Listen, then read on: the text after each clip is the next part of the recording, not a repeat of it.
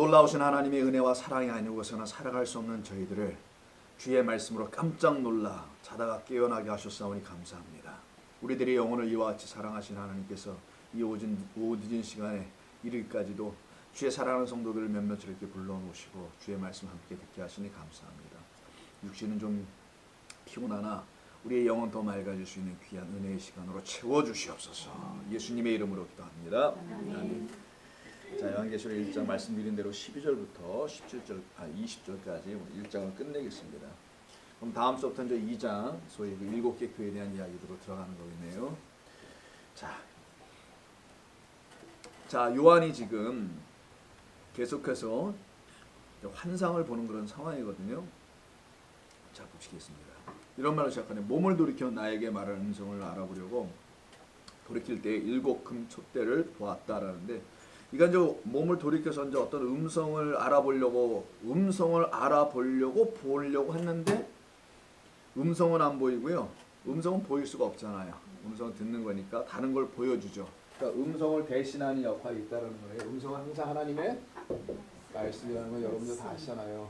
하나님의 음성 같은 말이죠. 이 음성을 알아볼 수가 없으니까 음성은 듣는 것이잖아요.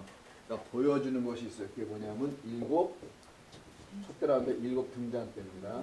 자, 이건 성소 안에 있는 기물 중에 하나죠. 4번째 기물입니다. 이것을 보여주시는 거죠. 1, 2, 3, 4, 5. 3, 4, 5 봤어요. 자, 그래서 7 등잔대를 보여주셨다는 거예요. 그러면 7 등잔대를 봄으로 하나님의 말씀을 들을 거라는 거잖아요. 그렇게 이해하시겠죠? 그러니까 하나님의 말씀, 음성은 어떻게 듣는 거냐? 막 음성이 어떻게 막 들려오는 게 아니고요. 7 등잔대라는 성소에 있는 그 등잔대로 주님께서는 당신의 말씀을 비추어 우리 놀라운 그 음성을 듣고 알아보게 하실 거라는 거예요. 이게 지금 7 등잔대를 본 겁니다. 자, 말이 되게 이상하잖아요, 여러분. 음성을 알아보려고 돌이켰는데 음성은 알아볼 수가 없으니 알아볼 수 있도록 하는 게 뭐였다고요? 자, 그러면 요 음성은 우리가 알아야 할 것이죠. 요 7 등잔대는 뭐냐? 이 음성을 설명하는 것이겠네요. 요걸 갖다가 비유라고 하는 거예요. 요거는 뭐예요? 비유의 실체, 내용이라고 하는 겁니다.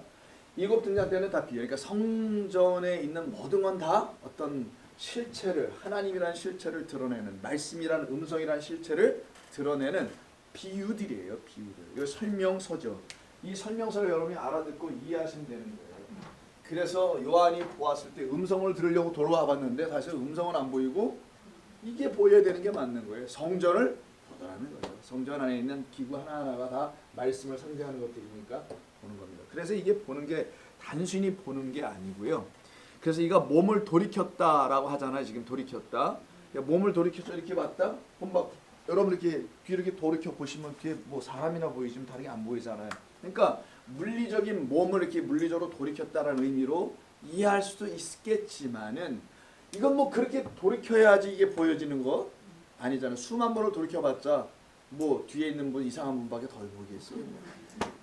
우리가 아는 그런 거밖에 더는 못 보잖아요. 몸의 눈을 돌이켜서는 다른 거를 제대로 볼 수가 없죠. 진짜 볼 것은 우리 몸을 돌이켜서 보는 게 아니라 다른 걸 돌이켜서 봐야 되니까 요 돌이키다라는 단어가 어디서 쓰이는지 한번 볼까요? 자, 마태복음 13장. 그래서 이 13장은 우리 예수님께서 비유의 장이죠. 7개 비유가 쫙 나열된 곳입니다. 시프린자 비유부터 시작해서 7개 비유. 그래서 마지막은 하늘의 서기관들에 대한 이야기로 결말 짓는 거잖아요. 이게 마태복음 13장이에요. 그래서 비유로 모든 것을 설명하시잖아요. 우리 주님께서는 비유가 아니면 내가 말을 하지 않는다라고 말씀하시면서 그때는 13절에 보니까 그러므로 내가 그들에게 비유로 말하는 것은 그들이 보아도 보지 못하며 들어도 듣지 못하며 깨닫지 못함이라. 똑같은 내용이죠. 자, 지금 12절에서 요한이 돌이켜 음성을 보려고 했는데 음성은 안 보이고, 그러니까 보려고 보아도 들으려고 들어도 안 들리고 안 보이는 거예요. 그래서 하나님께서 어떻게 하시냐? 이걸 통해서 보게 하시고 이걸 통해서 듣게 하시겠다. 그걸 갖다 뭐라고 한다고요? 비유라고 한 거예요. 그래서 여기 아까 7 등잔대는 실체인 말씀이라는 것을 설명하기 위한 비유였다라는 겁니다. 그러니까 쳐다봐야 될 건 여길 쳐다보라는 거예요. 이해하셨죠, 여러분? 그래서 우리가 주님의 주일날이든 어느 뭐 새벽이든 성경 공부도 이런 곳에 오셔서 여러분의 하나님의 말씀을 듣는 것은 그 실체를 알아듣기 위하여 성경에 담겨있는 성경 자체도 비유인데 안에 들어보니까 비유가 또 있고 이 성경이라는 성전이라는 예수님이라는 이런 모든 하나님이 당신을 들춰내시는 비유들을 자세히 보고 음성을 듣는 겁니다. 이게 그래서 여기서 나오는 거 15절 보세요. 이 백성들의 마음이 완악하여져서 그 귀는 듣기에는 둔하고 눈은 감겼대네요. 또 이는 눈으로 보고 귀로 듣고 마음으로 깨달아 돌이켜야 할 때 돌이킨다는 단어 있죠. 이게 같은 단어예요. 오늘 그 본문과. 그러니까 여기서는 몸을 돌이키는 건 아니잖아요. 이거예요. 비유의 말씀을 깨달아 돌이켜 이런 말이겠죠. 알려고 돌이켰다라는 거예요. 그래서 그들이 돌이켜서 봐야 될 것은 주님께서 증거들로 주신 것들을 통하여 그래서 모세가 지은 그 회막을 갖다 다른 말로도 뭐라고 합니까? 증거 장막. 처음 들어보신 것 같아요. 자, 증거 장막이라고 하죠. 회막을 갖다가 왜? 회막은 뭐라는 것이기 때문에 증거하는 곳이다. 이 회막을 지으게 하신 이유는 회막 줘서 어서 뭐 예배드리라 뭐 내가 너 거기 나타날 거다 이런 단순한 종교적인 표현이 아니라 이 회막을 통하여 당신을 증거하겠다. 그러면 하나님의 말씀과 예수의 증거라는 말이 나오죠. 요한계시록에 하나님의 말씀과 예수의 증거. 예수라는 것을 통하여서 예수라는 존재를 통하여 예수님을 통하여서 하나님이 우리를 증거하시겠다는 거잖아요. 그럼 예수도 뭐예요? 다 비유다. 누구를 들춰내는 아버지 하나님을 알게 하는 비유다. 그 예수를 비유로 알게 되면 예수는 비유가 더 이상 의미가 없잖아요. 뜻을 알게 되면 실체를 알게 되면 비유는 비유로서 역할은 끝난 거 아니에요. 그래서 예수님은 하나님을 알게 하기 위해서 진리를 알기 위해서 십자가에서 그 모든 것을 완성하고 비유를 완성하고 그 실체가 끝이 나는 거예요. 여러분. 그 실체가 아니라 그 비유의 역할은 끝이 나는 겁니다. 그때 비로소 우리 안에 그가 누구이신지를 알려주는 실체로 다가오고 등장되게 되는 거예요. 이렇게 예수 믿는 겁니다. 무턱대고 뭐 교회나 열심히 다니고 우리가 열심히 나가긴 합니다. 목적이 다른 데 있죠. 우리가 열심히 나오는 것은 이렇게 증거의 장막 안에서 하나님께서 증거하시는 말씀들을 깨달아 아는 걸 그걸 갖다가 예수의 증거와 하나님의 말씀 때문에 죽임당한 자들이라고 요한계시록 계속 얘기해요. 반복되는 표현이니까 알아두세요. 하나님의 말씀과 예수의 증거를 오늘도 그런 본문 한두 번 읽게 될 겁니다. 하나님의 말씀과 예수의 증거는 우리를 7 등잔대로 주님의 음성을 듣게 하는 이 본문과 똑같이 닮아 있는 거예요. 그럼 여러분들은 성경을 공부한다라는 말은 성경 말씀을 성경에 있는 말씀을 알아야 한다는 그 말의 의미는 이 실체를 알기 위해서 하나하나 한 글자 한 글자를 알아가려고 하는 것뿐입니다. 그게 진짜 성경 공부라는 거예요. 무슨 지식을 배우는 시간도 아니고. 자, 그래서 그 음성을 알아보려고 12절에 이렇게 돼 있다는 거죠. 알아보려고 몸을 돌이켰다라는 의미가 나왔던 겁니다. 근데 이게 7 등잔대라고 돼 있죠. 12절에 다시 가셔서요. 요한계시록 7 등잔대라고 돼 있는데 7 등잔대를 보았다는데 그 7 등잔대가 뭘까? 7 등잔대는 비유인데 어떤 것을 실체화하는 비유일까? 이게 있어야 되잖아요. 그렇죠?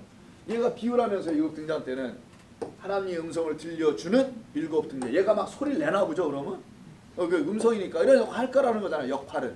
음성을 줄 거니까 하나님의 말씀을 얘가 이 7 등잔대가 그 7 등잔대 그럼 뭔가를 20절에서 알려줍니다. 제가 한번 여러분 다 읽어보라고 했던 20절에서 뭐라고 되어 있습니까? 7 등잔대는 7조 때는 아니지 교회라라고 되어 있잖아요. 7 교회라. 그럼 알았네. 7 등잔대는 뭐냐? 교회구나. 근데 이걸 왜 7 교회라고 하냐? 이게 저 등잔대잖아요. 이렇게 1, 2, 3, 4, 5, 6, 7 이렇게 되어 있는 거 아니겠어요? 7개로 되어 있죠. 불이. 7개 각각 접시가 있어서 나중에 대접장이라는 게 요한계시록에 나옵니다. 대접장은 요걸 말하는 거예요. 여러분의 집에 있는 그 대접들이 재앙을 받았다는 게 아니고 요 대접들이 하나씩 쏟아졌다는 거. 기름이 여기에서 쏟아졌으니까 불이 꺼진다는 거예요. 하나하나씩. 이게 다 꺼지는 게 요한계시록의 3중 재앙. 맨 처음에 인해장, 나팔장, 대접장, 마지막 재앙. 이것으로 모든 것은 완성. 주님께서 7번 말씀하신 것이 딱 끝나면 완성됐다는 거예요. 더 이상 비칠 게 없다라는 게 끝. 그러면 이게 바로 모든 게 완성이야라는 걸 설명하는 게 대접재앙이거든요. 그러니까 단순한 재앙이 아니라 우리를 완성케 하는 재앙이라는 겁니다. 자, 근데 요 7 불빛이 있잖아요. 근데 이 7 불빛은 7 등잔대라고도 표현합니다만은 7개의 등잔대 이런 게 7개 있다라는 게 아니에요. 그냥 하나예요, 한 개. 성소에는 이거 하나밖에 없으니까. 근데 이게 7개로 되어 있죠. 자, 7개로 되어 있는 이거를 갖다가 교회다라고 얘기했다는 거예요. 그럼 이 교회들은 전부 다 이걸 갖고 있어야 된다는 거잖아요. 뭐를? 7개의 빛을 갖고 있는 7개의 말씀을 갖고 있는 것이 바로 교회이어야 한다. 그래서 7 등잔대는 하나님의 음성을 7개로 말씀한 곳이다. 이렇게 이해하는 게 처음엔 어려워요, 성경을. 아니, 뭔 말이야 이렇게 할 수 있어요. 기본이 돼 있어야 되는 거예요. 우리가 수없이 기본을 자꾸만 다지고 다졌던 겁니다. 창세기 1장이 바로 7개의 말씀하는 것이었고 7일간의 창조가 아니라 7번 말씀하신 거예요. 마지막 7번째 날은 저녁이 되고 아침이 없어요. 그래서 나중에 다 설명해 드릴게요. 그런 건지는 전부 다 저녁이 되고 아침이 되는데 마지막에 없습니다. 만성에 달은 그런 게 없는 거예요. 그 7번 말씀하신 것 때문에 7 말씀을 상징하는 음성을 말하는 금촛대가 아니라 등잔대를 교회라고 하자. 그럼 교회는 뭘 갖고 있는 것이에요? 말씀. 말씀을 7으로 갖고 있다. 완전한 말씀이다. 이라는 의미고요. 언약이다. 라는 거예요. 교회는 하나님의 언약의 말씀을 유일하게 갖고 있는 곳이다. 그 음성을 계속 교회가 발산하는 걸 복음을 전한다라고 하는 거예요. 그 복음을 전하는 하나님의 음성된 그 교회를 뭘로 설명하겠냐? 7 등잔대를 갖고 있는 교회로 내가 설명하겠다라는 것입니다. 그리고 여러분 아시다시피 금 1달란트짜리를 쳐서 만든 거잖아요, 이게요. 그러니까 하나로 이루어진 거네요. 그러니까 하나는 교회는 그리스도의 몸된 교회 하나밖에 없는 겁니다. 다른 교회는 존재할 수 없어요. 그냥 각각 지역에 이름을 어떤 무슨 교회 이름이 있는 것뿐이지 그 모든 교회는 하나님의 교회, 그리스도의 몸된 교회일 뿐이에요. 그러니까 그리스도의 몸통이면 그리스도를 말해야 되는 게 맞잖아요. 교회가. 그리스도를 말하지 않은 건 교회가 아니죠. 그래서 교회는 반드시 그리스도의 말씀을 말하는 그 몸으로서의 교회 역할을 감당하는 겁니다. 자, 13절 갑니다. 요한이 봅니다. 촛대 사이, 이 등잔대 사이에 누가 계세요? 인자가 아니라 인자 같은, 사람 같은 이. 그리스도를 설명하는 거예요, 지금. 근데 왜 사람 같은 이라고 하냐면 여기 11절부터 16절까지는 사람 같은 분이 아니기 때문에 그러는 거예요. 근데 모양이 꼭 사람 같아. 왜 그러냐면 예수와 그리스도를 설명하기 위한 겁니다. 예수님은 사람이었죠. 그리스도는 사람이 아니에요. 예수는 육체적, 물리적 한 인간입니다. 그리스도는 부활하신 이후에 하나님이라는 존재를 설명하는 거거든요. 그렇기 때문에 여기서 사람 같다라고 하는 건 그는 모양을 사람으로 설명했지만 부활하신 그리스도라는 것을 설명하는 거예요. 이 말의 뜻은 그러니까 인자 같은 이라는 것은 사람 같은 것이라는 말이 아니라 부활하신 그리스도다. 근데 이분이 등잔대 사이에 있다라네. 이 등잔대인데 뭐라 그랬어요? 여기가 이 자체가 교회를 상징하는 거라 그랬죠. 이게 7 교회는 7 촛대다. 7 촛대는 7 교회다. 그러니까 교회네요. 그럼 요 사이사이에 있다. 무슨 말일까요? 교회와 함께 하십니다. 우리 주님은 그 교회들과 이렇게 함께 하시는 것이다. 이게 7 교회 촛대, 이걸 등잔대라고 합니다. 옛날엔 촛대가 아니었어요. 정말 촛대는 중세시대 초가 만들어진 그때부터 촛대가 있는 것이지 이때는 등잔대예요. 정말 기름으로 한 것이지 초가 만들어지는 건 굉장히 또 과학적인 혁명이 일어난 거예요. 초는 또 달라집니다. 그래서 여러분 여기에는 등잔대였다. 주님이 함께 계신다는 의미가 13절이에요. 이때 이제 13절에 주님의 모습입니다. 복장, 눈, 얼굴, 털, 머리털, 입 이런 모든 것에 대한 이야기인데 이게 지금 부활하신 그리스도라 그랬습니다. 하나하나 보죠. 13절. 주님의 복장을 보니까 어떤 복장이냐? 세마포 옷을 입는 것처럼 되어 있어요. 13절 보실까요? 인자 같으니까 발에 끌리는 옷을 입고 다니에요. 발에 끌리는 옷. 발에 질질질 끌린다는 그런 의미가 아니라 발을 다 덮었다라는 거죠. 이 발을 덮은 옷, 이건 제사장들이 입는 옷입니다. 찾지 않을게요. 일부에 찾았으니까 나중에 한번 그냥 써기만 하세요. 이 레위기 16장 4절에 있는 겁니다. 레위기 16장 4절에 이 말은 16장 4절에 있는 말인데 제사장의 옷이에요. 다른 옷이 아니다. 자, 제사장의 옷 세마포라고 합니다. 이 세마포인데 이게 지금 누구에게 사용된 겁니까? 부활하신 그리스도가 입고 있는 옷으로 지금 상징적으로 그려낸 것이죠. 그걸 환상으로 본 거니까. 그럼 이게 정말 이 옷을 입고 계신 분이 그리스도가 되어야 된다면 그리스도가 제사장이어야 된다는 거잖아요. 예수님이. 히브리서를 보겠습니다. 그럼 제사장이냐 아닌지. 히브리서 4장 14절 보세요. 히브리서 4장 14절을 보면 히브리서 기자가 예수님을 어떻게 말하는지를 들을 수가 있게 돼요. 4장 14절. 그러므로 우리에게 큰 대제사장이 계시다. 이렇게 말하죠. 히브리서 4장 14절이. 누구랍니까? 승천하셨으니 누구예요? 부활하신 그리스도예요. 그래서 승천하신 이후에 그가 대제사장인 거예요. 왜 이렇게 표현하냐면 그는 이 땅에서 육신으로 제사장이 아니에요. 여러분. 왜 승천하신 이후에 대제사장이냐? 그는 하늘 성전의 제사장이기 때문인 겁니다. 그래서 승천하신 이후 부활하신 그리스도로 딱딱 맞춰지는 거예요. 모든 성경이 한 치의 오차도 없습니다. 이거는 히브리서 기자하고 요한계시록의 기자가 서로 짠 게 아니에요. 이건 불가능하잖아요. 시대도 다르고. 그래서 승천하신 거 부활하신 그리스도 하나님의 아들 예수시라 우리가 믿는 도리를 굳게 잡자 할 때 예수님을 대제사장, 그것도 하늘 성전의 대제사장으로. 그래서 이 땅의 성전의 제사장들은 아론 계열, 아론의 아들 중에 하나의 사독 계열, 이런 라인이 있어요. 레위 지파에. 거길로 오지 않고 유다 지파로 오셨잖아요. 구원자로, 메시아로, 그 보내실 실로로 오셨기 때문에 그는 바로 하늘에서 보내심을 받은 대제사장이다. 그래서 그 이름을 멜기세덱이라고 한다면서요. 아브라함에게 처음으로 찾아왔던 그 대제사장, 제사장 멜기세덱인데 그 제사장을 그래서 7장 1절에서 그 멜기세덱이라는 제사장이 예수님이라는 것을 알려주려고 똑같이 씁니다. 만왕의 왕, 왕 중의 왕이라는 이름으로, 평강의 왕이라는 이름으로 이 멜기세덱은 살렘 왕이요. 살렘 샬롬이네요. 예루살렘이라는 것은 저기에 평강이 있다. 평강을 또 가르치다. 평강, 하나님의 샬롬이 무엇인지를 가르치는 자로 이 땅에 오신 분이 바로 살렘 왕 멜기세덱이고 지극히 높으신 하나님의 제사장들이라 라고 하죠. 그때 아브라함 얘기가 나오잖아요. 그래서요. 요한 창세기 14장을 얘기하는 겁니다. 넘어갑니다. 이 정도로만 하고요. 이게 바로 저 세마포 옷을 입은 제사장 부활하신 그리스도를 말하는 거예요. 근데 이가 지금 보니까 띠를 띠고 있다 그러죠. 13절에 다시 본문 13절 가서 보시면 이 가슴 쪽으로 띠를 띠고 있다. 띠는 항상 성경에서 진리를 상징합니다. 그래서 예배서 6장 14절에 보면 여러분 전신갑주 아시죠? 진리의 띠를 띠고, 그러니까 진리로 띠를 띈다는 거 옷을 딱 묶는 거잖아요. 일단 묶는 건데 진짜 옷을 입을 때는 이게 허리춤에다 묶겠지만 진리를 띌 때는 그렇게 묶을 필요가 굳이 없잖아요. 여기다 꽉 묶어야 됩니까? 그걸 진리로 묶여졌다라는 걸, 진리로 이렇게 옷 입혀졌다라는 걸 알려주는 거잖아요. 그래서 가슴에 이렇게 띄었다고 그렇게 되어 있습니다. 그러니까 같은 의미입니다.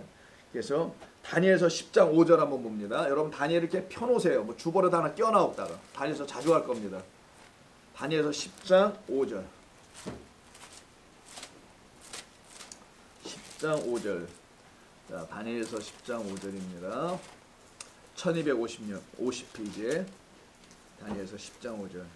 자, 그때 내가 눈을 들어 바라본즉 다니엘이 환상을 봅니다. 힙데겔이라는 강가에서요.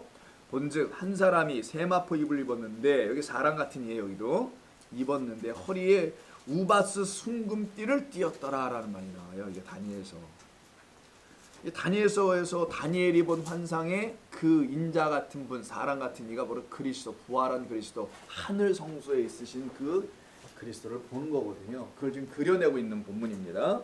그게 바로 다니엘서 10장 5절이에요. 그러니까 이 요한계시록은 다니엘서든 뿐만 아니라 뭐 다른 모든 구약에 있는 말씀들이 총집합되어 있는 것이기도 합니다. 그것은 뭐냐면 요한이 본 마지막으로 하나님께서 보여주신 그 하늘의 환상의 그 부분들은 모든 성경이 응하는 내용들에 대한 결국 다 압축이죠. 다 모이는 거예요. 여기서. 자, 넘어갑니다. 14절. 14절 보니까 머리, 털 이런 게 나와요. 자, 14절 보니까 그의 머리와 털은 희대해요. 양털같이. 그리고 그의 눈은 또 불이야. 그러니까 서로 좀 상반되죠. 하얗고 빨갛고 뭐 이렇잖아요. 양털 같은데 거기 또 눈은 또 불꽃 같아. 서로 한번 상상해보세요. 이미지로 한번 그려보세요. 아유, 뭐 눈은 불꽃같이 불이 번쩍번쩍 튀어. 어떻게? 뭐 머리는 하얘, 털도 다 하얘. 양이야. 양털 같다. 뭐 이렇게 돼 있어요. 자, 이게 이제 그리스도, 부활하신 그리스도를 상징하죠. 다시 다니엘서 갑니다. 펴놓으셨겠을 거라고 보고 7장 한번 보세요. 다니엘서 7장. 뭘 갖다 껴놓으세요. 다니엘 자주 갈 거니까. 자, 7장을 보시게 되면 9절입니다. 다니엘서 7장 9절. 보니까 내가 보니 왕자가 놓이고 옛적부터 항상 계신 이가 좌정하셨는데 그 옷은 희기가 눈 같고, 눈, 스노우라는 거예요. 그의 머리털은 깨끗한 양털 같다. 근데 그의 보좌는 불꽃이 나온다네. 그래서 아까 눈과 관계가 있겠죠. 10장, 다니엘서 10장 6절. 아까 우리가 5절 옷에 대해서 사마포를 봤는데 6절을 보니까 그의 몸은 황옥 같고 그의 얼굴은 번갯빛 같고 그의 눈은 횃불 같다라고 되어 있네요. 자, 눈과 이런 모든 부분을 이야기합니다. 여러분 아시다시피 예수님께서 변화산에서 보시는 그 모습이 있죠. 해같이 흰 옷같이, 사람이 빨래를 이렇게 하얗게 빨아놓을 수는 없다. 표백을 한 것처럼 마치 하얗다고 설명이 되어 있죠. 그게 바로 우리 주님에 대한 부활하신 모습을 다 그려내는 겁니다. 그래서 부활하신 그리스도의 영광을 묘사하는 것을 갖다 희다 혹은 불꽃 같다. 근데 이 불꽃 같은 건 눈이라고 되어 있어요. 눈이 불꽃 같다라고 표현한 이유가 뭘까? 굳이 눈은 어떤 역할을 하기 때문에 그럴까? 자, 마태복음을 보겠습니다. 마태복음 6장을 보시면 산상수훈에서 우리 주님께서 이 눈에 대한 설명을 하십니다. 왜 눈을, 당신의 눈을 갖다 불꽃 같은 눈이다 이렇게 표현하셨는지 이유가 있어요. 우리들을 바로 그 불꽃 같은 눈들로 만드시려고 하시는 것인데요. 마태복음 6장 22절. 사람의 눈을 놓고 설명하는 거예요. 마태복음 6장 22절. 보시면 이런 말씀이 나옵니다. 눈은, 눈이라는 게 뭐냐? 이렇게 막 사물을 바라보는 걸 사람들은 눈이라고 하잖아요. physical eyes죠. 이런 걸 눈이라고 하지만 너희들이 가져야 될 눈은 그 눈이 아니고 다른 눈을 가져야 한다는 것을 설명하시는 게 이 부분입니다. 눈은 몸의 등불로서의 눈이 되어야 한다는 거예요. 눈은 우리의 몸 전체를 환하게 밝혀줘. 근데 몸이 뭐예요? 교회를 쓸 때 쓰는 표현입니다. 그리스도의 몸된 교회. 그리스도의 몸은 여러분이에요. 왜 그리스도의 몸을 우리라고 하냐? 우리 안에 거하시길 원하시기 때문에 그리스도의 몸된 교회. 교회는 성도, 하나님의 성령의 전들 이렇게 되잖아요. 그러면 몸, 교회를 밝힐 것, 우리를 밝혀주는 것은 그리스도의 눈이네요. 빛이네요. 그 빛이 우리 눈에 있을 때를 말하는 겁니다. 자, 그 기본적 이해를 하시고 눈은 몸의 등불이니 그러므로 내 눈이 성하면 온몸이 밝을 것이다. 그러나 눈이 나쁘면 온몸이 어두울 것이니 그러므로 내게 있는 빛이 어두우면 어둠이 얼마나 더하겠는가 라는 말씀 속에서 우리가 가져야 할 눈은 당신이라는 빛을 가져야 한다. 그 빛을 통해서 우리라는 하나님이 거하실 교회, 세상으로부터 부름받은 우리는 바로 그 등불, 온몸을 밝힌 그 불이 우리 눈에 들어오게 될 것이라는 말씀입니다. 이게 바로 우리 주님의 말씀하신 눈이에요. 근데 눈은 또 동시에 뭘 의미하냐? 일곱 눈, 일곱 영이라는 말이 나와요. 요한계시록에. 눈은 곧 영이다라는 말입니다. 그래서 눈은 하나님의 말씀을 깨닫게 하는 영의 역할을 하는 것. 영은 또 말씀이니까. 그래서 하나님의 말씀이 불꽃 같다. 그 영이 불꽃 같다라는 것은 그 말씀이 맑고 밝다. 그러니까 진리다라는 말입니다. 자, 15절 넘어갈게요. 그래서 이게 전부 다 지금 부활하신 그리스도는 진리가 되어 있다는 걸 얘기하는 거예요. 교회가 부활하신 그리스도를 갖고 있는 공동체 아닙니까? 역사적 예수를 갖고 있는 게 교회가 아니에요, 여러분. 교회는 부활하신 그리스도로 세워진 게 교회예요. 그러면 교회가 가져야 할, 취해야 할 것은 부활하신 그리스도를 가졌는 이걸 갖다가 진리라고 하는 거예요. 진리의 말씀이다. 교회는 이걸 붙들고 있어야 되는 겁니다. 그래서 15절 보니까 그의 발은 풀무불같이 단련했다. 단련한다는 건 우리를 항상 설명하죠. 시험받고 단련받고 연단하여 정금처럼 은처럼 빠져나오게 하리라. 이런 표현 많이 있잖아요. 그래서 그의 발은 연단된 주석이라고 되어 있는데 단련된 주석 굴이에요. 그의 음성은 많은 물소리 같다고 되어 있죠. 15절에. 근데 발을 갖다 연단된 굴이라고 하는 것은 무슨 의미냐? 베드로전서의 도움을 좀 받겠습니다. 이해하기 위해서. 구약의 시편, 잠언에 많이 나오지만 그런 거 다 빼놓고 연단하는 건 다 빼놓고 베드로전서를 한번 볼게요. 자, 요한 1서 바로 직전에 베드로전서 1장 6절 한번 보십시오. 1장 6절. 그러므로 너희가 이제 여러 가지 시험으로 말미암아 잠깐 근심하게 되지 않을 수 없으나 오히려 크게 기뻐하는도다. 너희 믿음의 확실함은 불로 연단하여도 없어질 금보다 더 귀하다. 예수 그리스도께서 나타나실 때 칭찬과 영광과 존귀를 얻게 하려 하심이라라고 말씀하죠. 이게 이제 우리가 말씀으로 연단받는 걸 말하는 거예요. 살아계신 하나님의 말씀이 우리 가운데 들어오면 우리가 그 말씀으로 금처럼 정금처럼 빠져나오게 돼요. 하나님의 앞에 귀한 존재로 영광된 존재가 된다는 것을 말하는 겁니다. 그러니까 우리에게 가장 필요한 건 그거밖에 없어요. 하나님의 말씀입니다. 이 말씀을 그냥 성경 구절로 읽으라는 게 아니에요, 여러분. 이걸 깨달아 알아야 알게 될 때 그게 진짜 말씀이 된다는 걸 말하는 거죠. 그걸 진리라고 해요. 자, 그의 발을 놓고 설명하고 음성은 갖다가 뭐라냐면 많은 물소리 같다고 했어요. 15절에. 왜 음성을 갖다가 물소리 같다고 하느냐. 우리가 기본적으로 하나님의 말씀은 물로 상징하는 거 다 아시죠, 여러분. 그래서 노아의 홍수 때 하늘에 창이 열려 그곳에서 물이 쏟아지죠. 그게 바로 하늘의 물이 이 땅에 쏟아져 내림으로 먼저는 심판이요, 그 다음에 구원이다라는 걸 설명하는 거예요. 자, 하늘에 창이 열렸다고 돼서 자세히 읽어보면 여기 하늘에 창이 있습니까? 우리 하늘에 창이 어디 있어요? 하늘이 열렸다는 표현이죠. 하늘이 열려야 그곳에 있는 것이 진리들이 성령의 말씀이 우리에게 내려오는 거죠. 그 내려오는 것을 많은 물과 같다라고 표현한 거예요. 이 많은 물이 이 세상을 덮는 겁니다. 그게 바로 노아의 홍수로 이제 표현된 거예요. 죄악이 관영하여 싹 죽인다 이렇게 되어 있잖아요. 기식하는 코끝에 호흡하는 모든 것들은 하늘에 있는 그 말씀만이 우리를 정말 죽이는 거지 그렇지 않은 것은 우리를 죽일 수가 없어요. 자, 그래서 그 말씀이 먼저 물로 상징돼서 우리 가운데 부어질 때 그 위에 바다를 덮은 그 하늘의 물이 이 땅을 덮어버렸단 말이에요. 그 덮은 것이 심판이 아니고 구원이라는 걸 알려주고 방주 하나가 뜨는 겁니다. 그래서 이렇게 그 방주라는 생명의 말씀의 주인인 그리스도 예수로 건져질 거라는 걸 얘기하는 거예요. 자, 좋습니다. 그 정도로만 하고요, 이거는. 그래서 이 많은 물소리 같다라는 이 이야기가 물을 갖다가 뭐라고 성경은 말하는지 한번 보겠습니다. 에스겔서 1장 24절. 에스겔서 첫 번째 장 1장 24절에 이 많은 물이라는 이야기가 한번 나오는데요. 자, 물은 도대체 뭐를 말하길래 이렇게 하는 거가 지금 방금 들으셨듯이 이제 말씀을 말하는 건데요. 1장 24절. 여기 보니까 저 에스겔이 환상을 보는데요. 이 환상에 생물들이 나타나요. 자, 그 생물들이 네 생물인데, 자, 생물들이 떠납니다. 성전에서 떠나갈 때 그 날개 소리를 들으니 많은 물소리와도 같으며 전능자의 음성과도 같다고 했네. 그럼 이제 우리가 힌트를 얻을 수 있죠. 이 많은 물소리는 전능자 하나님의 음성이라는 걸 상징화했다라는 거예요. 그래서 음성은 말씀이잖아요. 그래서 물이 결국 음성은 말씀. 이렇게 되는 거예요. 갑자기 그냥 물을 갖다 말씀이라 막 해버리는 게 아니라 이런 성경 구절들이 있어서 그걸 가지고 우리가 하나님께서는 물을 왜 만드신 건가? 왜 지으신 건가? 물은 위에서부터 아래로 흘러가게 돼 있어요. 물이 거꾸로 올라가지 않아요. 펌프질 하지 않는 이상은. 지구가 확 뒤집어지지 않는 이상은.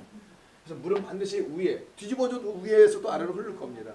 반드시 그렇게 말한 것은 참된 물은 하늘에서 땅으로 흘러내리는 거라는 말이에요. 그래서 그걸 갖다 이른비, 늦은비라는 걸로도 설명하지. 이게 씨를 파종할 때, 열매로 맺어 추수할 때, 먼저는 이른비라는 율법으로 하나님께서 비를 내리시고 하나님의 말씀 1.1획도 가감할 수 없는 말씀이 이 땅에 다 뿌려버려요. 먼저는.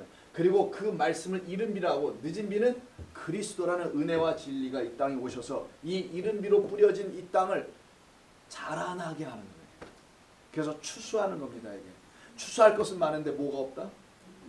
일꾼이 없도다. 그러니까 너는 일꾼을 보내달라 하라. 그럼 뭘 보내달라는 거예요? 늦은 비. 이걸 성령이라고 하는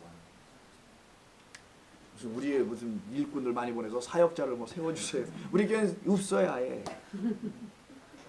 여러분들이 다 사역자지 뭐.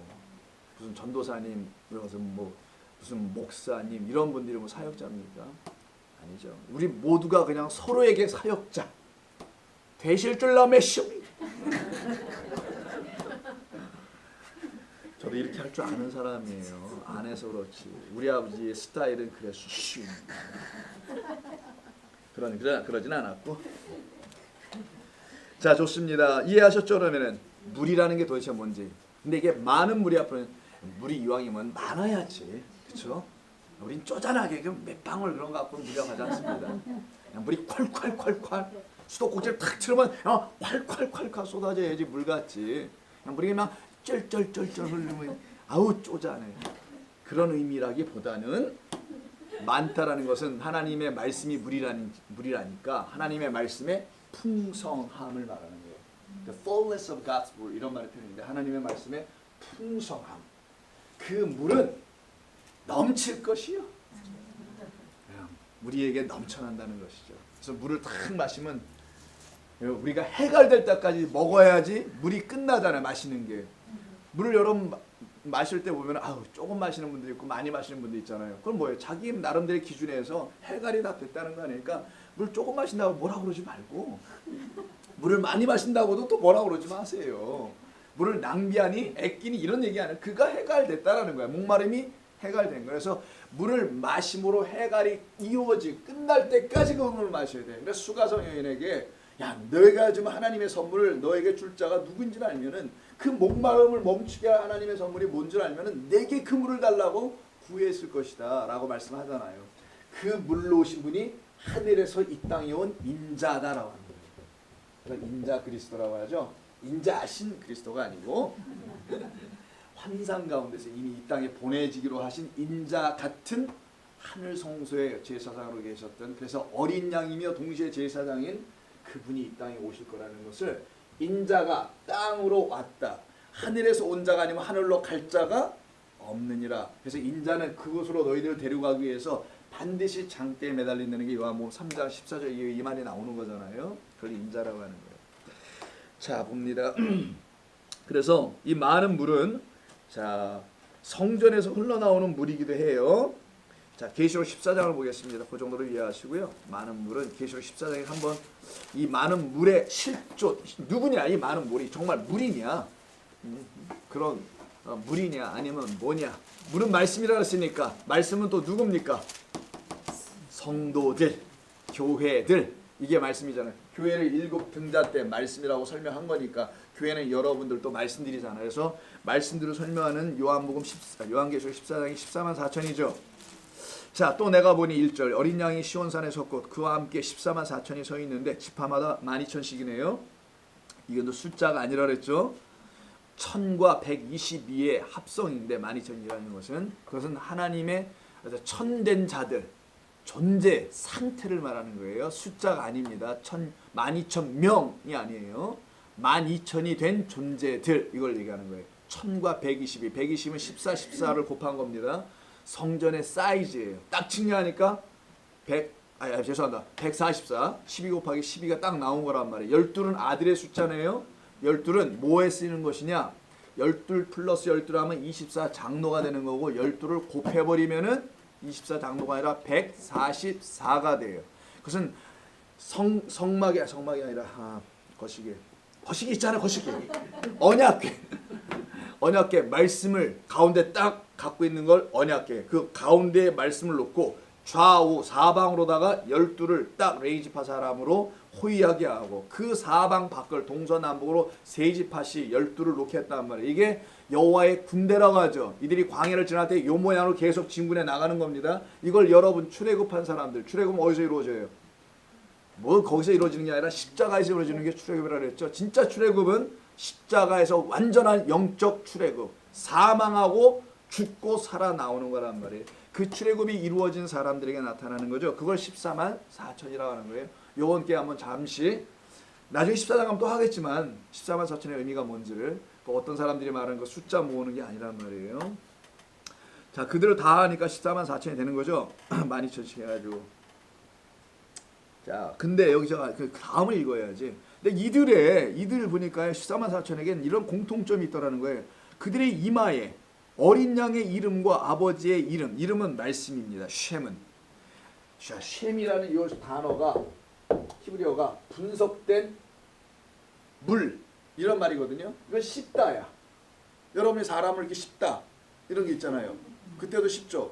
음식을 씹을 때도 씹고 뭐 자거나 씹잖아. 이게 밑에 이 요거 또 하나 요쪽에 방점을 찍으면 이건 위에 이 양쪽 위를 갖다 이렇게 보면 이렇게 돼 있어요. 요건 혀고 이건 이빨의 상징입니다. 히브리어에는 다 뜻글자예요. 그래서 위에 이빨과 아래 이빨이 서로 부딪혀서 하면 이게 부딪혀서 씹잖아요. 근데 이 안에 음식이 없으면은 이를 갈미라가 되는 거예요. 그래서 밖에 나가서 슬피 울며 이를 갈미라, 양식 없는 자의 결국이라 그랬죠. 그래서 이를 가는 거지 나를 왜 밖에다 버렸어 버득버득버득 이를 갈았다 이런 말이 아니에요. 이게 이해하셨어요? 그럼 이 안에 뭐가 들어가는 거예요? 양식, 오병이어가 들어가게 되면 그들은 그 양식을 씹는 자가 되는 거예요. 씹으면 분쇄하죠. 그래서 가라, 분쇄하다. 그래서 분석하다, 분쇄하다는 건 잘게 씹어서 이게 무슨 뜻인가 하고 소화시키기 위해서 분쇄하는 거잖아요. 물론 소화에 관심이 없고 그냥 디립다 먹기만 하는 사람이 있다면 그들은 씹지 않고 막 생기겠지만 반드시 분쇄한다. 이건 소화시키기 위함이에요. 하나님의 말씀을 깨달아 알려면 반드시 분석하고 뜻을 찾아보는 겁니다. 그걸 갖다가 씹는다. 그러니까 우리가 씹는 건 차원이 달라요. 우리 좋은 교회 성도님들은 그런 걸 씹으십시다. 네, 다른 걸 씹지 말고 우리의 입에다가 하나님의 말씀을 넣고 그걸 씹어야 돼요. 이걸 되새김질하는 정한 짐승들이다 하는 거예요. 이게 정한 짐승들이에요. 자, 이해하셨어요? 그때 이제 2절에서 내가 하늘에서 나는 소리를 들어요. 하늘에서 뭐가 흘러내려와요? 물, 비가 내리잖아. 그래서 하늘에서는 뭐가? 소리가 나는데 많은 물소리가 따르는 거예요.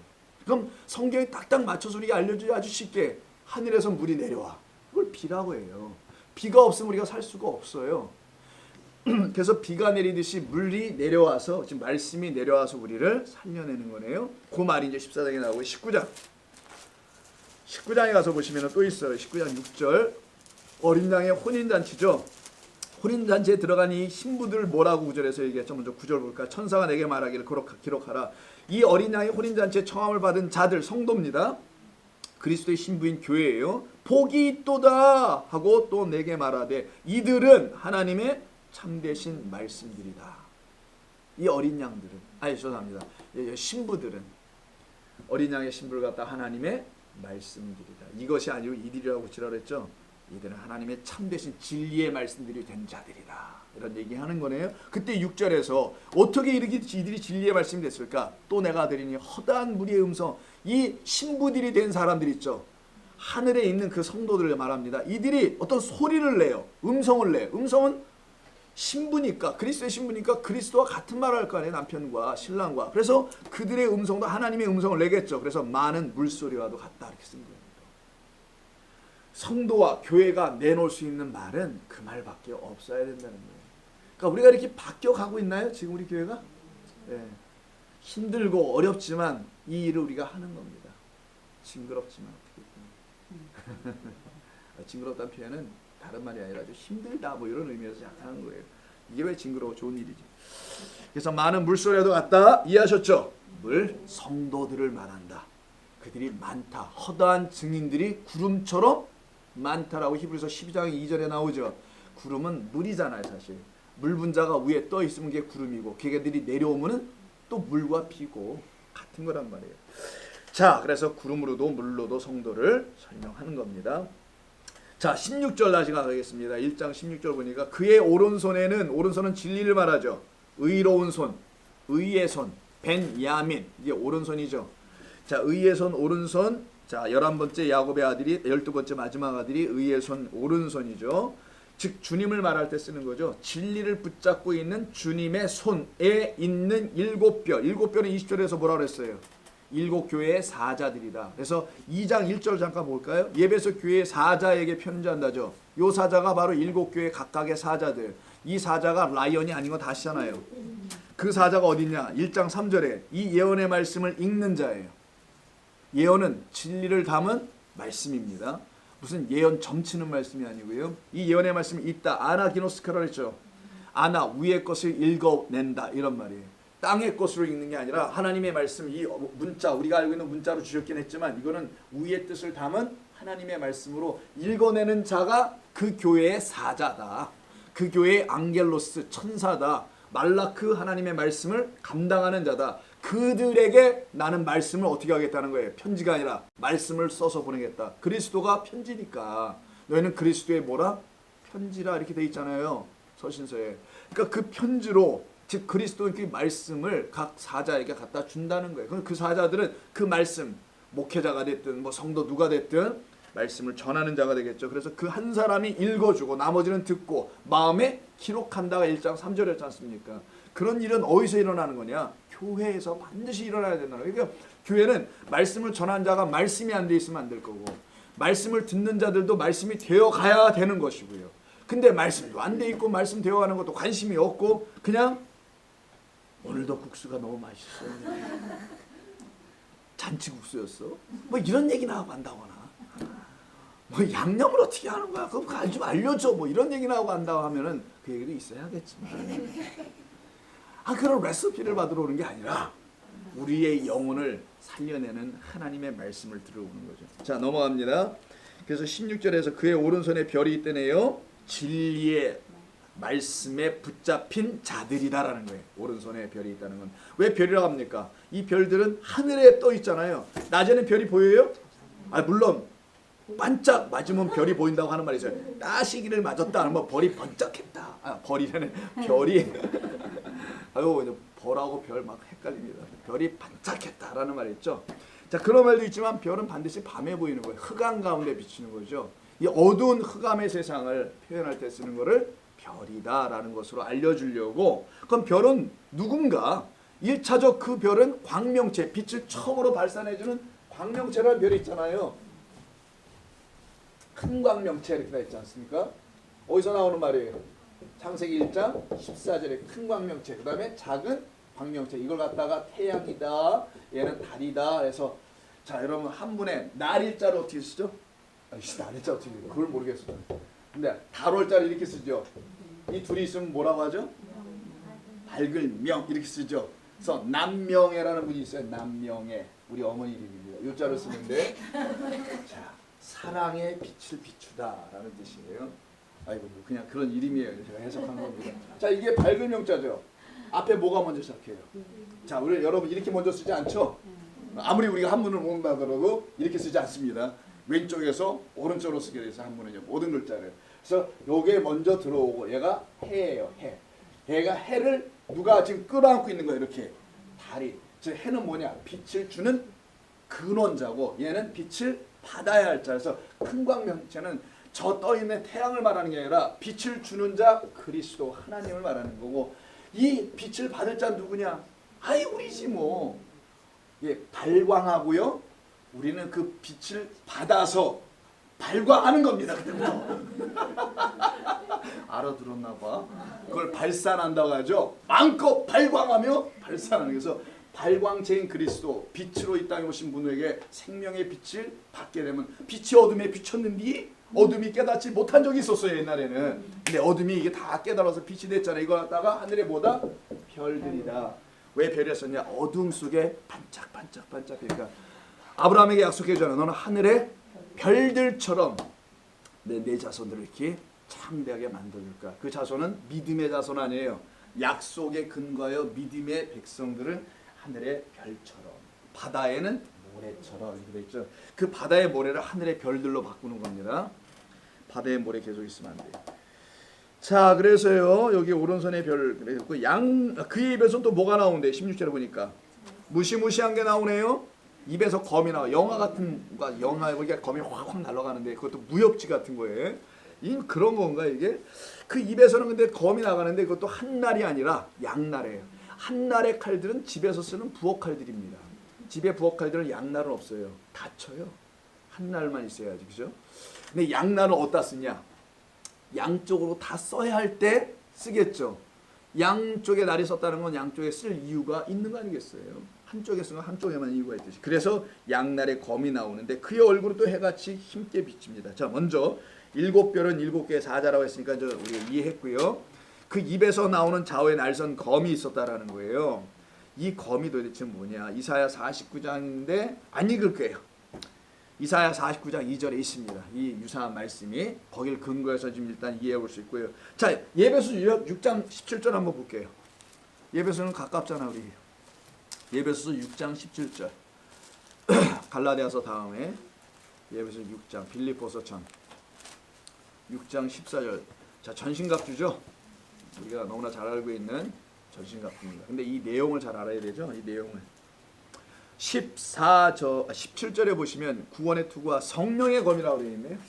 자, 그러니까 이 검은 성경에서 말하는 검은 내가 땅에 검을 던지러 왔다 그러잖아요. 주님께서 불을 던지러 왔다, 검을 던지러 왔다. 그 검이 바로 양날선 검입니다. 그 검은 어디 입에서 나온대요? 주의 입에서 나오는 거예요. 입에서 뭐 검이 나옵니까? 말이 나옵니까? 그렇죠. 말이라는, 말씀이라는. 그래서 그 말씀이라는 검이라는 거 알려주려고 성령의 검이다. 성령이 교회들에게 하시는 말씀을 귀 있는 자는 뭐하라? 들을 줄 알아. 이게 계속 어디 반복돼요? 7교회 반복되잖아요. 그 끝절만 보십시오. 각 교회 끝절들만. 예를 들어서 2장의 끝은 7절, 첫 번째 교회는 7절이에요. 귀 있는 자는 성령이 교회들에게 하시는 말씀을, 성령의 말씀, 성령의 검, 여호와 입에서 나오는 말씀, 생명의 양식, 이것이죠. 뭐 똑같죠. 그거를 주는 겁니다. 그래서 이 검은 어떤 검이냐? 사람의 관절을 쪼개기까지 한다면서요. 히브리서 가겠습니다. 요한계시록 반대편으로 가다 보면 히브리서가 나와요. 히브리서 보시게 되면요. 야고보서도 좀 지나고 나면 히브리서 4장 12절. 여러분 잘 아시는 부분이니까 이런데 한번 다시 한번 읽어보죠. 4장 12절입니다. 자, 하나님의 말씀은 살아있다 하면서 검을 갖다 뭘로 표현한 거예요? 그러네. 그러니까 하나님의 말씀 살아있고 활력 있어 좌우의 날선 어떤 검보다도 예리하니까 이 세상의 그 어떤 날카로운 칼도 하나님의 말씀이라는 칼로 베어내는 것을 하지는 못하고 하나님의 말씀이라는 그 칼로 양날선 칼로만 베어낼 수 있는 것이 있다라는 거예요. 칼은 목적이 뭐예요? 잘라버리는 거죠. 생명은 끊어버리기도 합니다. 죽이기도 하고요. 칼은 이런 의미가 있어요. 그래서 반드시 칼을 가지고 죽여서 동물을 잡아서 먹거나 뭐 이런 얘기까지 하지 않습니까? 그래서 12절 하나님의 말씀을 알고 활력이 있어 좌우의 날선으로 동검보다도 예리하며 홍과 용과 관용과 고소로 조개까지 함께 마마이고 판단하나니 이렇게 되어 있어요. 자, 아멘. 이거 누가 해줘야지. 그래서 더 이상 읽지 못하도록. 자, 그래서 12절 보니까 양쪽에 날이 서 있다는 건데 양쪽에 날이 섰다는 건 어떤 의미일까? 왜 굳이 양날이라고 했을까라는 것이죠. 어떻게 생각하세요? 왜 양날이라고? 양날의 의미. 양다리가 뭡니까? 양날이. 양날. 자, 날이 양쪽에 서 있다라는 것은 하나님의 말씀을 표현한 거잖아요. 하나님의 말씀의 양면성을 말하는 거예요. 양날. 자, 하나님의 말씀의 양면성. 면이 이쪽 면에 칼날이 있고 이쪽 면에 칼날이 있잖아요. 하나님의 말씀의 양면성을 말해요. 양쪽에 갖고 있는 특징이라는 거예요. 그 하나님의 말씀은 쪼개인데요. 죽인답니다. 그럼 뭐예요? 베어서 죽이는 거예요. 먼저는 심판. 심판의 칼날로 임하고 또 한 번은 구원이에요. 이 심판과 구원의 양날을 말하는 겁니다. 근데 한 날로만 하나님의 말씀을 전하면 되지? 안 되겠죠. 그러면은 그러니까 구원만 막 전하고 막 있다든가 그러면 안 되겠죠. 구원은 반드시 심판이라는 칼로 시작하여 구원이라는 칼로 우리가 구원을 갖는 거란 말이에요. 그래서 예수님이 내가 검을 던지러 왔다는 것은 그 양날인 이것과 이것을 다 던지러 왔다는 그런 말씀이에요. 칼을 너에게 주러 왔다고 하시죠. 양날의 칼을 받고 죽어라 이런 얘기인데 심판과 구원이라는 양날을 동시에 갖고 있는 것을 말합니다. 어느 한쪽 측면을 강조해서는 안 되는 거고요. 다 심판의 칼로 죽고 구원의 칼로 다시 살아나는 거예요. 자, 계시록 그래서 예수님을 잡으러 왔을 때 베드로가 칼집에서 칼을 뽑았죠. 그래서 그 제사장 말고라는 사람입니다. 모모 말고 그 말고를 귀를 그냥 잘라버렸어요. 야, 대단한 실력이에요. 어떻게 저는 실수로 머리를 자를 것 같은데 그는 실수로 귀를 잘랐어요. 나하고 칼씀이 달라. 씀씀이가 틀려. 나는 실수로 목을 칠 것 같은데 그때 예수님이 내 칼은 그런 데 쓰는 것이 아니요. 칼집에다 꽂아 집어넣으라 하죠. 베드로가 받아야 될 칼은 그런 칼이 아닙니다. 예수님을 부인하기만 하는 그런 칼만 들고 있었던 거잖아요. 결국 그거 자르고 난 다음에 곧바로 뭐 합니까? 부인하잖아요. 제목이나 너는 너를 부인케 하는 진짜 말씀이라는 검을 가지고 있어야지 다른 데 있으면 안 돼. 그래서 하나님의 말씀의 칼집은, 하나님의 말씀이라는 칼의 집은 어딜까? 오늘의 퀴즈. 그렇지, 나예요. 내가 칼집이 되는 거예요. 내 칼을 다시 칼집에 꽂아라 하면 나라는 칼집에 그 칼을 꽂는 거예요. 그래야 네가 살아. 그 칼에 네가 맞고, 하나님의 말씀이라는 양날의 칼에 네가 맞고, 그 칼집에 들어가 있어야만이 너는 사는 거야. 그 칼을 빼는 게 아니야. 다시 집어넣어라. 그리고 말구의 귀를 어떻게 해요? 그러지 말고, 자르지 말고 귀를 갖다 다시 붙여주죠. 하필은 귀예요. 들을 자 있는 다들. 그래서 귀를 송곳에 뚫듯이 귀를 자르지 말고, 귀 자르면 큰일 나. 하나님의 말씀을 못 들어서 다시 붙여주죠. 그런 상징성이, 왜 그런 일이 굳이 거기서 벌어져야 되냐고요. 그리고 그 어두운 밤에 어떻게 귀를 잘라요. 대단한 실력이죠. 왜 그렇게 했냐는 거지. 실제로 잘랐는데 왜 그러냐는 거지. 그럼 안 자른 건 아닙니다. 잘랐단 말이에요. 칼집. 너라는 집에 나라는 칼이 들어가야 할 곳이야. 이제 아셨죠, 여러분? 그런 말씀의 의미들을. 자, 그러면은 우리는 또 이쯤에서 성경 공부를 끝낼 수도 있지만 조금 더 가겠습니다. 20절까지 가져야 돼요. 여러분, 우리가 뭐 남은 건 시간밖에 없고, 자, 갈 곳은 집밖에 없는데 뭐 어떻게 갈 거예요? 뭐 다른 데 갈 계획도 없고, 다른 시간을 따로 빼놓은 것도 없잖아요. 더군다나 오늘 썸머타임이 시작하는 첫날이기 때문에 우리가 헷갈려 지금. 뭔 시간대인지 모르겠어요. 그냥 가자고 그냥. 자, 그래서 계시록 2장 14절을 볼까요? 계시록 2장 7개 교회 중에 하나인 교회에다가 버가모 교회인가 아마? 거기 교회에서 말씀하시는 게 있어요. 니들은 이것 꼭 가져야 이렇게 말씀하십니다. 이 교회는 아주 심각한 문제가 있어요. 발람 거짓 선지자예요. 니골라 당이라는 발람의 회당 뭐 당을 짓고 막 그 안에서 거짓 선지자들이 울울거리고 뭐 이러는 겁니다. 이게 가장 위험한 거죠, 사실은. 그 가운데 있을 때 주님이 16절에서 그러므로 회개하라, 돌이켜 와라. 그리하지 아니하면 내가 네게 속히 가서 싸우겠다라는 거예요. 뭘로? 입으로. 입에서 나오는 검이니까 날선 검이 나오겠다는 거죠. 그 말씀, 진리의 말씀, 성령의 검으로 전신갑주잖아요. 그걸로 내가 싸울 것이야. 그러니까 우리는 주님의 싸움의 대상이지. 마저 죽어야 할 대상들이죠. 귀 있는 자는 성령이 말씀하신 것을 들으라 하잖아요. 그래서요. 주님의 입에서 나오는 진리의 말씀이라는 그 양날의 검으로 구원과 심판과 구원의 메시지를 정확히 알아듣게 될 때 우리는 살아나는 겁니다. 거짓된 발람의 당연한 니골라 당에 속하지 않게 된다는 거예요.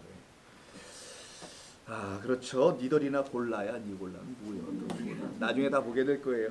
그때 하나 알아보긴 하고요. 11절부터 16절까지 16절 하나 남았네. 16절에 보니까 그래서 또 뭐가 있냐? 그 오른손에 이제 얼굴은 해 같다. 다 그리스도로 상징하는 겁니다. 그래서 해 여기 달 아까 해 있었잖아요. 한문에 해. 그리스도는 해 같다. 이 빛이 내게 달인 나에게 비춰줘야 되는 거예요.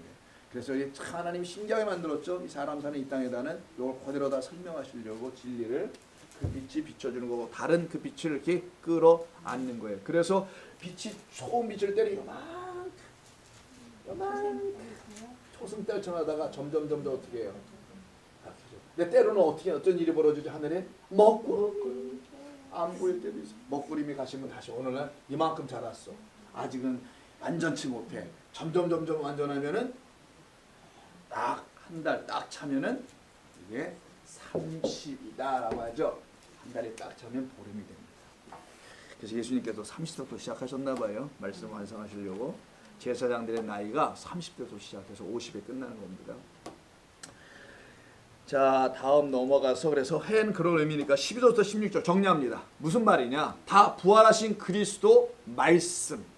진리의 말씀을 설명한 거예요. 이 모든 것은 옷이냐, 뭐 세마포냐, 눈이냐, 희다, 불꽃 같다, 뭐 주석 같다, 뭐 여러 가지 있었잖아요. 이런 모든 건 다 그리스도예요. 부활하신 그리스도의 영광의 모습을 이 말씀이라는 걸 다 그려낸 거고 이게 교회가 가져야 될 것이다. 교회는 이 그리스도를 취하는 것이다. 영광의 그 모습을 일곱 교회라고 하는 것이다 라고 하는 거예요. 그 진리의 말씀을 온전히 갖고 있을 때 그 교회가 영광의 교회가 된다는, 하나님의 영광의 교회. 그래서 요한은요 생명의 말씀의 실체, 그 그리스도를 알려주기 위해서 아까 뭐 이 등잔 때 비유로 설명하자는 거죠. 이걸 봐라 먼저. 그리고 이게 말하고자 하는 건 누구냐? 음성이다, 하나님의. 그래서 아까 13절 12절 시작이 몸을 들이켜 나에게 말한 음성을 알아보려고 했는데 그건 안 보이고 음성은 보일 수 없으니까 뭐부터 봐요? 눈에 보이는 거, 성전을 통하여 설명하시겠다. 그래서 그 중에 대표적인 빛을 밝히는 그리스도를 상징 중에 성서에서 가장 상징으로 또 알려주는 그 등잔대로 설명하는 겁니다. 자, 생명의 말씀과 말씀의 실체가 그리스도라는 사실을 환상으로 본 것이죠. 그 속에 이상한 환상을 보면 안 됩니다. 다른 것을. 이걸 딱 보니까 반응이 나타나요. 어떤 반응이 나타나냐? 진리의 말씀이 딱 내 안에 들어오니까 죽어야 됩니다. 내가 볼 때 그 발 아래 쫙 엎드려져서 나는 누구 같대요? 죽은 자 같이 되었다. 나의 영혼을 본 겁니다. 요한의 자신의 영혼. 하나님을 본 자는 죽잖아요. 하나님의 말씀을 갖게 되면 1차적으로는 죽고 그 다음에 살아나는 역사가 일어나게 되죠. 그래서 완전히 죽은 자처럼 되죠. 다니엘서를 보면요 10장 9절에서도 똑같이 얘기합니다. 거기는 죽었다고 하지 않고요 뭐라고 하는지 볼까요? 이 내용과 똑같은 다니엘서 10장 9절은 이렇게 말해요. 내가 그 음성을 들었는데 그 음성을 들을 때에 내가 얼굴을 땅에 대고 쫙 엎드려지죠. 먼저 다니엘 10장 9절도 똑같이 써요. 그러면서 뭐라고 하냐? 깊이 잠들었도다. 이 아담에게서 취해진 여자가 하와라면서요. 갈빗대 뽑아가지고 썼다라는, 그때 깊이 잠들게 하였다라고 말합니다. 그걸 죽음이라고 해요. 그럼 무엇을 말하냐? 왜 그렇게까지 하나님께서 아담에게서 여자를 만들게 하셨냐? 여자는 뭐라고요? 교회, 성도, 그리스도에게서 나온 자들을 성도라고 하는 거예요. 어느 교회 출석하는 걸 성도라고 하는 게 아니라 그리스도에게서 나온 자. 근데 그리스도에게서 어떻게 나오냐? 그 남자를 죽여서, 그 남자를 깊이 재워서, 그리고 그의 옆구리에서 뽑아내요. 그래서 옆구리에 창을 넣으니까 피와 물이 쏟아져 나오는 것으로 물과 피를 쏟으시면 그 물과 피 성령은 하나다. 요한일서 5장에 나오는 그건 진리의 말씀이 이렇게 나왔단 말이에요. 요한일서에서 물피를 쏟았다는 게 뭔 말이냐? 물피는 죽어야 나오는 거예요. 그 옆구리를 뺐다라는 거예요. 옆구리에서, 옆구리입니다. 갈비도 아니고 옆구리에서 나왔다는 건 생명이 나왔다는 걸 말하는 거예요. 옛날에 여러분들이 자궁에서 나왔다는 걸 표현하지 않고 내 옆구리에서 났다라고 히브리 사람들이 표현해요. 그걸 그대로 쓰는 거예요. 그 옆구리에서 난 자, 죽음으로 낳게 한 자. 이게 성도의 교회예요. 그래서 그리스도의 십자가의 죽음으로 교회가 탄생하는 겁니다. 성도는 거기서 부활하여 나오는 거예요. 이걸 갖다가 설명하는 게 그 남자를 깊이 잠재워서 옆구리에서 취했다라는 말, 이 말이에요. 그러니까 깊이 잠자는 건 죽은 겁니다. 그러니까 이 요한도 요한계시록에서 지금 깊이 잠자고 있는 그 모습을 다니엘서는 그렇게 그렸지만 여기서는 아예 그냥 분명하게 이게 죽은 거야. 진리의 말씀이 양날 검으로 우리에게 들어오면 칼집이 나에게 꽉 꽂히면 어떻게 해요? 칼 맞고 죽는 거지. 칼 맞고 죽는 거죠. 말씀이랑 칼을 맞고 제대로 죽어야 제대로 살아나요. 어설프게 죽으면 안 돼요. 선무당이 사람 잡아요. 그래서 작대 올라갔다가 죽습니다. 선무당이 살아나는 거예요. 어설프게 하면은. 자, 그래서 17절에서 이렇게 이제 죽고 살아나는 그 이야기가 딱 등장되는 17절에 죽음같이 딱 되면, 죽은 자같이 되면 그 오른손, 진리의 손이죠. 내게 딱 얹어요. 그 진리가 그 가운데 임하는 겁니다. 죽은 자 위에. 이걸 살려내는 거예요, 지금. 죽은 자를 살려내는 거예요. 살려내는데 뭐라고? 두려워하지 말라. 너 죽은 자야. 그냥 너는 나로 살아난다는 거야. 나는 처음이요, 나는 마지막이라. 이걸 갖다 프로토스, 에스카토스라는데 처음 알파 오메가죠, 여러분. 수없이 나오는 거. 알레프 타우입니다. 자, 알레프하고 타우인데 이 말은 히브리어의 처음과 마지막 장. 하나님으로 시작하여 타우로 완성한다. 나무에 나무. 십자가 두 개의 나무, 이렇게 이런 나무와 이런 나무. 이 기둥에다가 못박음으로 죽임으로 끝내시겠다라는 게 알레프와 타우 처음이야 마지막이라는 그런 의미입니다. 그럼 어떻게 완성하냐? 죽여서. 그래서 죽는다라고 하잖아요. 조금 아까 죽은 자 같이. 이게 히브리어는 무트예요. 무트인데, 아이고 아무렇게나 봤습니다. 자, 무트라고 하는데 이 무트라는 단어는 말씀에 묶여 끝난다. 말씀에 묶이면은 끝이 난다. 마지막이 된다, 완성된다라는 겁니다. 하나님의 말씀으로 이 땅에 오신 예수 그리스도에게 묶이는 거예요. 이거 진리의 띠로 묶인다고 하죠. 그것을 갖다가 요 상태를 뭐라고 하냐, 요 단어가, 무튼한 단어가 죽다라는 거예요. 히브리어로. 정령 죽으리라 하시죠 여러분. 선악 따먹으면 그걸 요 단어를 쓴단 말이에요. 죽는 게 뭐냐, 성도가 죽는다는 게 뭐냐, 선악과 따먹고 죽는 게 아니라 성도가 죽는 게 뭐냐, 말씀에 묶여서 죽어야 죽는 거라는 거예요. 그걸로 우리를 인도하시려고 선악과를 가운데 놓고 한번 먹어봐. 그리고 먹은 우리들을 요렇게 다시 살려내려고 하는 것입니다. 그래서 우리 주님께서 사망 가운데 있는 우리를 살려내시기 위해서 이 땅에 오신 거죠. 하나님께서 우리를 죽이러 오신 거예요. 사실은요. 죽지 않는 우리들, 여러분들로 하여금 죽으라 죽으라 죽으십시오, 자기를 부인하십시오, 이러는 게 교회가 하는 일이 아닙니다. 뭘 부인할 거야. 뭐 부인을 얼마나 많이 해야 되냐고. 부인을 한 번밖에 없잖아요. 또 그럼 부인을 해서 될 것도 아니고, 자기를 뭐 죽이려고 애를 써서 될 것도 아니고요. 하나님의 말씀으로 완성되는 그 죽음만을 경험하는 것뿐인 거예요. 지금 무슨 말이냐, 하나님 말씀이 내 안에 들어오면 내가 죽은 자라는 사실을 알게 해주는 거예요. 그 죽은 자가 나구나라는 걸 말씀만이 알려줍니다. 그런 나의 영혼을 곤고한 자라고 하는 거고요. 그때 나는 주의 나를 살려내는 말씀에 묶이는 겁니다. 그래서 하나님께서 죽게 하시는 것뿐이지 내가 스스로 죽는 게 아니에요. 어떻게 죽어? 뭘. 하나도 안 죽잖아요. 여러분들이 죽으려고 했다는 그 옛날에 그 자기 부인이라는 것들 있잖아요.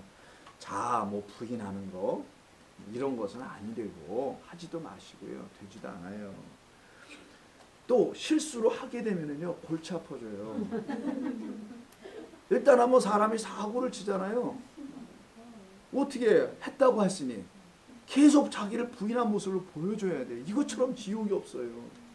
근데 가끔 들통이 나잖아요. 또 부인되지 않은 모습이. 그럼 또 엎드려 회개할 겁니까? 그걸? 그런 걸 자기 부인이라고 하지 않아요. 그걸 죽음이라고 하지도 않습니다. 하나님께서 죽게 하시는 당신의 입에서 나오는 검으로 우리를 찔러야 돼. 우리의 영혼의 관절과 권수를 찢어야 돼. 찔러야 돼. 그래서 찔러서 우리를 죽이시는 거예요. 말씀으로. 그리고는 다 죽은 자들을 어떻게 하세요? 살리는 겁니다. 그걸 갖다 죽은 자들 가운데서 부활하셨다, 살아나셨다고 하는 거예요. 말씀이 들어오면 우리를 죽게 하고 죽은 자들에게서만 우리 주님은 살아나는 거예요. 그러니까 여러분이 말씀을 먼저 죽는 겁니다. 말씀을 죽는다는 것은 예전에 우리가 잘못 알았던 모든 말씀들에서 일단 죽고 봐. 일단 죽고 봐야 돼. 쓸데없는 말, 잘못 들었던 말, 내가 나의 소욕을 이루기 위해서 쓸데없이 구하기나 하고 회개나 하고 이런 모든 것에 대해 다 죽고 참 생명의 말씀으로 다시 살아나는 것밖에 없어요. 그래야 자유합니다. 내 안에서 부활하시는 거예요. 그 나는 말씀으로 죽은 자입니다. 이들이 바로 음부에 거하지 않게 되는 거예요. 지옥에 거하지 않게 되는 겁니다. 그게 바로 당신의 뜻이에요. 그래서 19절 볼게요. 끝으로 갑니다. 장차될 일을 기록하라. 내가 본 것과 지금 있는 것과 장차될 일. 이게 장차될 일이라고 그랬죠. 이거 완전한 오역입니다. 그렇게 쓰지 말고 지워버리고 이렇게 쓰세요. 그가 되려고 하는 것들을, 그가 수행하시려고 하는 것들을. 여기서 그는 주님이에요. 오른손을 얹으신 그분, 부활하신 그리스도예요. 일곱 교회의 주인 되시는, 머리 되신 우리 주님입니다. 그가 이루려고 하시는, 되게 하려고 하시는 것들, 이거를 기록하라.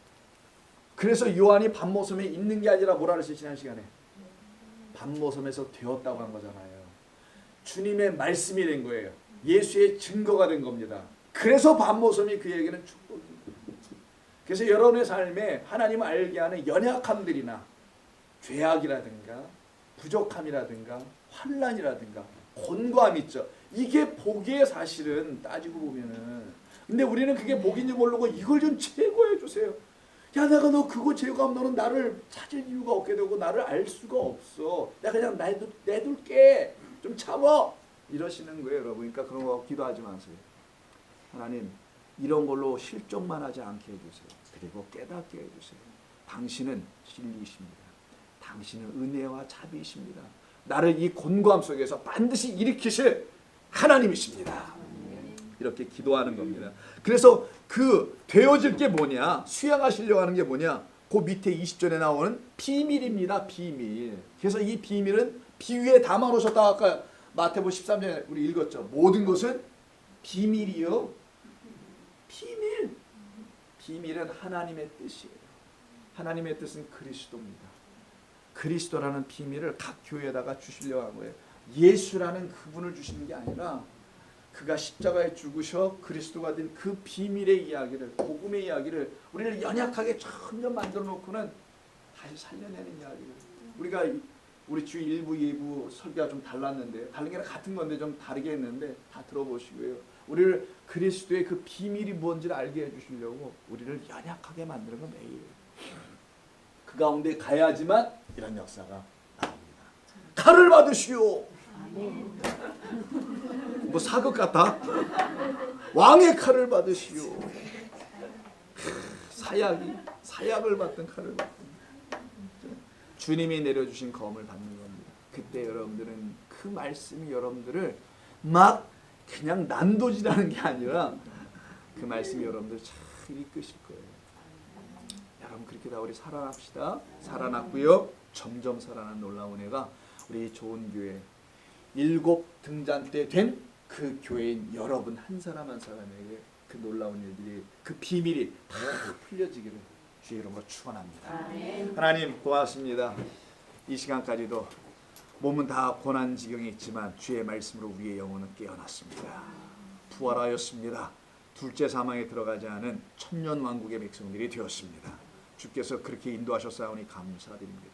피곤하지만 한 주간 또 살아가게 될 저희들을 불쌍히 여기시고 영육간의 강건함으로 인도하시며 삶에 나타나는 여러 가지 많은 일들 속에서 주님의 살아계심을 믿고 붙들고 의지하게 도와주옵소서. 돌아오는 발걸음 지키시고 이 밤도 편안케 하시오며 예수님의 이름으로 기도드립니다. 아멘.